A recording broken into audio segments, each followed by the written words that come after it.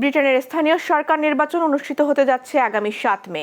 সারা দেশে এই নির্বাচন অনেকটা উত্তাপহীন থাকলেও বাংলাদেশি অধ্যুষিত পূর্ব লন্ডনের টাওয়ার হ্যামলেটস এলাকায় লেগেছে ভোটের হাওয়া। নির্বাচনী প্রচার প্রচারণায় ব্যস্ত সময় পার করছেন প্রার্থীরা। প্রতিনিধি এহসানুল ইসলাম চৌধুরী শামীম জানান, বর্তমান মেয়র এসপায়ার পার্টির লুৎফুর রহমান সহ মোট ৯ জন মেয়র প্রার্থী নির্বাচনে প্রতিদ্বন্দ্বিতা করছেন। এ নির্বাচনে আলোচিত বিষয় হলো বাংলাদেশি বংশোদ্ভূত ৪ জন প্রার্থী মেয়রের চেয়ার দখলে নিতে ভোটের লড়াইয়ে নেমেছেন। বাংলাদেশি বংশোদ্ভূত এ ৪ প্রার্থী হলেন বর্তমান মেয়র লুৎফুর রহমান, লেবার পার্টির councillor Sirajul Islam, tower Hamlets independence পার্টির প্রার্থী জামি আলী ও লিবারেল ডেমোক্র্যাটস পার্টির মোহাম্মদ আব্দুল হান্নান। আছেন অন্যান্য প্রার্থীরাও। তবে মূল প্রতিদ্বন্দ্বিতার আভাস দেখা যাচ্ছে বর্তমান মেয়র লুৎফুর রহমান ও লেবার পার্টির সিরাজুল ইসলামের মধ্যে।